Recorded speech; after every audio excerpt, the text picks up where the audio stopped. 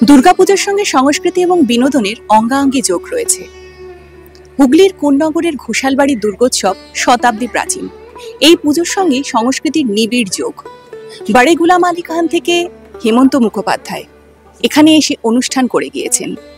এই বাড়ির পুজোতে সপ্তমী, অষ্টমী, নবমী ঘিরে থাকে সাংস্কৃতিক অনুষ্ঠান, কখনো মহিষাসুর মর্দিনী, আবার কখনো সাম্প্রতিক বিষয়।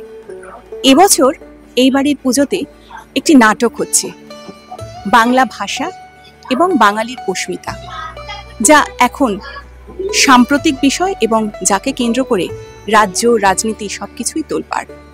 সেই বিষয়কে কেন্দ্র করে এই বাড়ির পুজোতে এবার নাটক মঞ্চস্থ হচ্ছে।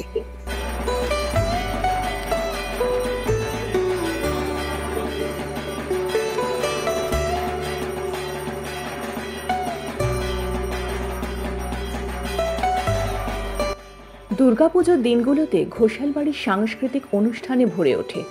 বাড়ির ছেলে, মেয়ে, বউরা বিভিন্ন সাংস্কৃতিক অনুষ্ঠান আয়োজন করে দুর্গা মণ্ডপে উপস্থাপন করেন। বাইরের বহু মানুষ এই অনুষ্ঠান দেখতে ভিড়ও করেন। বাড়ির দুর্গা মণ্ডপ সাক্ষী রয়েছে বহু নামি দামি শিল্পীর অনুষ্ঠানের। বাড়ি গুলাম আলী খান থেকে আরম্ভ করে হেমন্ত মুখোপাধ্যায় এবং হালের পণ্ডিত গোবিন্দ বোসের মতো শিল্পীরা এই বাড়িতে অনুষ্ঠান করে গিয়েছেন। এই বংশের সন্তান ছিলেন পণ্ডিতাচার্য সত্যেন ঘোষাল, যিনি আবার সঙ্গীত শিল্পী ধনঞ্জয় ভট্টাচার্যের সঙ্গীত গুরুও ছিলেন। সাংস্কৃতিক ঐতিহ্যের এই ধারাকে অক্ষুণ্ণ রেখে এবছরও সমসময়ের দাবি মেনে মঞ্চস্থ হতে চলেছে বাংলা ও বাঙালির অস্মিতা শিরোনামে একটি ছোট্ট প্রয়াস। এই পুজোর সাংস্কৃতিক অনুষ্ঠান সবসময় সামাজিক বার্তা দিয়ে মানুষকে সচেতন করেছে এবং এই বছরও তার ব্যতিক্রম হচ্ছে না। তাহলে শুরু হোক নতুন শপথ। স্বাধীনতা এসেছিল ত্যাগ, তিতিক্ষার বিনিময়। আজকে তোমাদের এই ভাষা সংস্কৃতিকে রক্ষা করার জন্য আবার একটা স্বাধীনতার লড়াই করতে হবে এবং আমাদের এই বাংলা ভাষার যে ঐতিহ্য, যে গরিমা, তাকে আবার প্রতিষ্ঠা করতে হবে।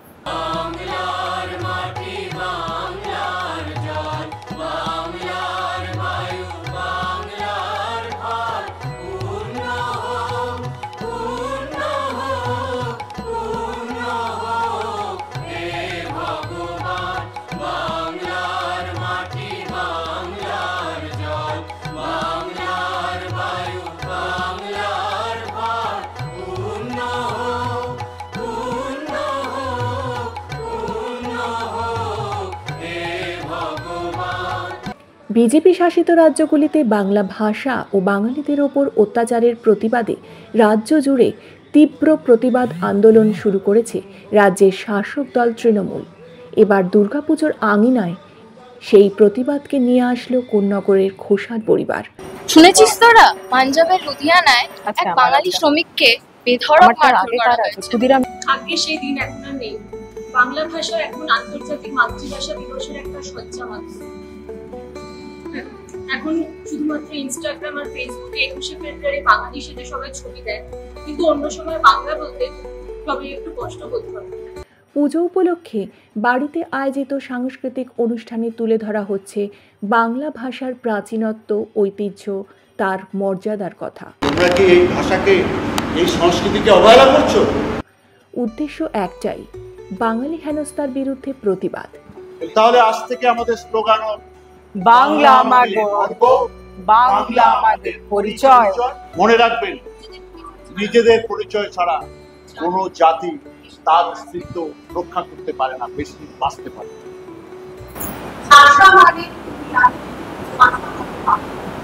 ভাষা মানে পরাধর, বাজারের দোকানের রাস্তার ভাষা, কবিতার স্লোগানের বচসাক্ষর ভাষা। বাংলায় কথা বলি, বাংলায় ছন্দ, তাই নিয়ে এত কথা, এত কেন দ্বন্দ্ব? আমাদের বেঁচে থাকা দাঁড়ানোর ভঙ্গি, আমাদের বিভাষার সঙ্গে। আর সেই ভাষা পথে পথে ভিখারি, যদি তাকে তারা করে নিষ্ঠুর শিকারী। একবার জেগে ওঠো, যুদ্ধের সঙ্গী। কোন্নগরের ঘোষালবাড়ি তাদের দুর্গোৎসবে প্রতি বছরই কোনো না কোনো নাটক মঞ্চস্থ করে। ঠাকুর দালানেই হয় সেই নাটক। সেই নাটকে সাম্প্রতিক বিষয়কেই তুলে ধরা হয়। গত বছর যেমন তাদের নাটকের বিষয় ছিল আর.জি. করের ঘটনা, এবছর তারা তুলে ধরেছে বাংলা ভাষা ও বাঙালি অস্মিতাকে। বাঙালি হলে বা বাংলায় কথা বললে ভিন রাজ্যে গিয়ে অত্যাচারিত হতে হচ্ছে, নিপীড়িত হতে হচ্ছে। তারই প্রতিবাদ এবছর ঘোষালবাড়ির দুর্গোৎসবে। তাদের ভাবনা, নাটক সম্পর্কে, তারা কেন এই নাটকটিকে বেছে নিলেন, সবটাই জানবো এই বাড়িরই কর্তা, একসময়ের বিধায়ক প্রবীর ঘোষালের কাছ থেকে। না, এটা তো মানে প্রাসঙ্গিকতাকে বেছে নেওয়ার জন্য আজকে আমরা যে ইস্যুটাকে ধরেছি, বাংলা এবং বাঙালির অস্মিতা, এটা তো সবচেয়ে সাম্প্রতিককালের সবচেয়ে প্রাসঙ্গিক ইস্যু, এটা কোনো সন্দেহ নেই। আপনি আগেই বলেছেন যে গত বছর আমরা অভয়াকাণ্ড আর.জি. কর নিয়ে করেছিলাম। আজকে এবছরে এর চেয়ে মনে হয় জ্বলন্ত জীবন্ত ইস্যু আর কিছু নেই। সত্যি কথা বলতে কি, বাঙালিরা আজকে সারা ভারতবর্ষে এখনো বাঙালির মধ্যে যে ট্যালেন্ট, যে মানে বুদ্ধি বিদ্যা আছে, সেটা অনেক জাতির মধ্যেই কম আছে। কিন্তু সেই বাঙালিকে যেভাবে একটা হেয় করার প্রয়াস চলছে, ষড়যন্ত্র চলছে, সেইটা আমরা একটা ছোট্ট নাটক, আমাদের তো অনেকক্ষণ ধরে নাটক হবে না, ছোট্ট নাটক, তার মাধ্যমে সেই প্রতিবাদটাকে আমরা, বাঙালির প্রতিবাদটাকে প্রতীকী হিসাবে তুলে ধরছি। আর এই নাটকে আমার যতদূর আপনাকে দেখে মনে হচ্ছে আপনি একজন দেশপ্রেমিক, বোধ হয় নেতাজি সুভাষচন্দ্রের ভূমিকায় অভিনয় করছেন, তো সেটা একটু বলুন। ওই বোধহয় মনে হচ্ছে, মানে নেতাজির মতো আমি অত লম্বা চওড়া নই, তো সেই জন্য মনে হচ্ছে যে নেতাজি নেতাজি নেতাজি এখানে চরিত্রগুলোর মধ্যে নেতাজি, রবীন্দ্রনাথ, দেশবন্ধু, চিত্তরঞ্জন দাস, প্রীতিলতা বৈদ্যনাথ, এরা যে রয়েছেন, এরা হচ্ছে আমাদের বাঙালির বিভিন্ন অংশের প্রতিনিধি। তাই সেই সমস্ত চরিত্রগুলোকে ভালো বাছা হয়েছে। আমাকে নেতাজির চরিত্রে দিয়েছে। আমি যদিও খুব ভালো নাটক করতে পারি বা আমি খুব সাবলীল, আমি দাবি করছি না, কিন্তু আমার গর্ব হচ্ছে যে আমি নেতাজির পোশাক পরতে পেরেছি, নেতাজির কথা বলতে পারছি, এটুকু তো বলতেই পারি।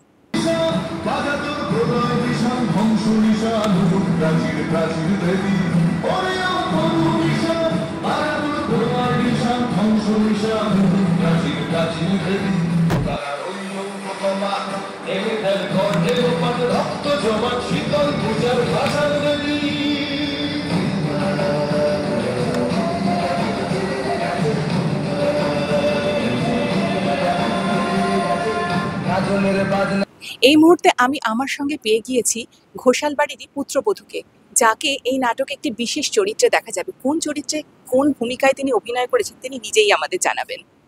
নমস্কার, আমি তনুশ্রী ঘোষাল। আমি এখানে অভিনয় করেছি প্রীতিলতা আবেদেদারের ভূমিকায়। এটা করতে পেরে আমি খুবই গর্বিত যে উনি একজন স্বাধীনতা সংগ্রামী ছিলেন এবং বাংলা ভাষা, বাঙালির জন্যে প্রচুর যুদ্ধ করেছিলেন, এবং সেটা করতে পেরে সত্যিই আজকে আমি গর্বিত। কোন্নগরের ঘোষালবাড়ির পুজো দেখতে এসে আমি আমার পাশে রবীন্দ্রনাথ ঠাকুরকে পেয়ে গিয়েছি। ঠিক কিভাবে তিনি নিজেই বলবেন। আমাদের এই ছোট্ট প্রয়াস আজকের প্রাসঙ্গিকতার প্রেক্ষাপটে, আমাদের এই ছোট্ট প্রয়াসে আমাকে সবাই মিলে এরমভাবে দেখতে চেয়েছে, আমার নিজের কাছেও খুব গর্বের। এবং আমি এটাতে করতে পেরে আমার জীবনের প্রথম অভিজ্ঞতা।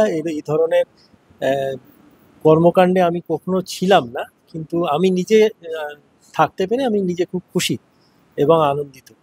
আর কতটা কি করতে পেরেছি জানি না, তবে আমি নিজে খুব গর্ববোধ করি এবং খুব ভেতর থেকে আপ্লুত। এই তো, আমরাও তো রাজনীতির লোক ছিলাম।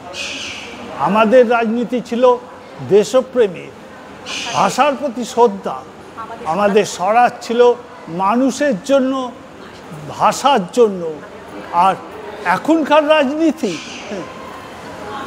ঘোষালবাড়ির পুজো প্রস্তুতি দেখতে এসে উপরে পাওনা হয়েছে এখানকার সাংস্কৃতিক অনুষ্ঠানের শেষ মুহূর্তের প্রস্তুতি দেখা। তাদের এবারের নাটক বাংলা ভাষা, বাঙালির অস্মিতা, সেই নাটকের পরিচালককে এখন আমরা আমাদের সঙ্গে পেয়ে গিয়েছি। এই সাম্প্রতিক বিষয়কে কিভাবে দুর্গোৎসবের সঙ্গে, উৎসবের মেজাজের সঙ্গে মিশিয়েছেন, সেই ভাবনার কথা শুনবো আমরা পরিচালকের মুখ থেকে। প্রথমত আমি ঘোষালবাড়ির মেয়ে, পরিচালক কথাটা শুনতে একটু অসুবিধেই হচ্ছে। যাই হোক, প্রতি বছর মানে আমি সাংস্কৃতিক অনুষ্ঠানের দায়িত্ব নিয়ে থাকি, এবারেও তাই। এবছরে আমাদের প্রতি বছরই একটা বিষয় থাকে যে কারেন্ট অ্যাফেয়ার্সের উপরে আমরা কিছু করব। সেটা অবশ্যই মানে দুর্গা পুজো উপলক্ষকে মানে সাথে রেখে দুর্গাপুজোর সাথে যাতে যেতে পারে সেই সমস্ত কিছু ভাবনা চিন্তা করি। এবছরে আমাদের কারেন্ট অ্যাফেয়ার্স যে বাংলার ভাষার উপরে যে অত্যাচার হচ্ছে সেইটাকে কেন্দ্র করে আমাদের একটা স্ক্রিপ্ট করা। তো মোটামুটি আমাদের চেষ্টা করি যে সবাইকে মিলিয়ে মিশিয়ে, মানে এখানে দেখতেই পাচ্ছে যে বউদেরকেও নেওয়া হয়েছে, মানে বউরা দুজন বউ আমাদের, মানে দুই কাকিমা জেঠিমা ডান্স করেছে, একজন প্রীতিলতা বেদ্দেদার সেজেছে, এরকম হয়েছে। তারপর বড় থেকে জেঠু, তারপর আমার কাকা ভাই বোন, এরকম। বিশেষ করে আজকে সবাই উপস্থিত নয়, তাও আমরা আজকে একটা ড্রেস অ্যান্ড মেকআপ ট্রায়াল দিচ্ছিলাম যে কি হতে চলেছে আমাদের আসল অনুষ্ঠানে। তো আমাদের বাইরেতেও অনেকে থাকে, আমি এটা করে খুব আনন্দিত। আর মানে এবার তো বাকিটা তো সবাই বলবে যে ফাইনাল কেমন হচ্ছে না হচ্ছে। আমি করতে পেরে ভীষণ আনন্দিত, আর এদেরকে যে করাতে পারি, এরা সাধারণত কিছু করে না, কিন্তু এদের এই অনুষ্ঠান করবার যে উচ্ছ্বাস, যে হ্যাঁ বাড়ির পুজো ঠিক আছে করব, তো এই যে উচ্ছ্বাসটা এদের, এটাতেই আমার অনেক পাওনা।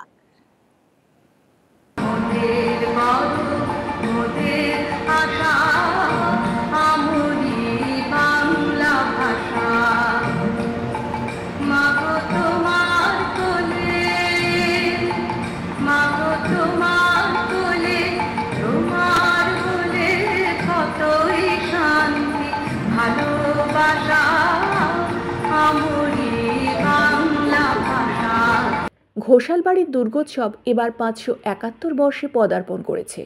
এই পুজো বরাবরই শিল্পের পৃষ্ঠপোষক। জানা যায়, শিল্পের পৃষ্ঠপোষকতার কারণেই ব্রিটিশ সরকার এই পুজোকে আর্থিক অনুদান পাঠাতো, যে রীতি এখনও বহাল। পুজোর দিনে ঠাকুরদালানে নাটক, যাত্রাপালার আসর বসত। জৌলুস কমলেও আজও সেই ধারা অব্যাহত।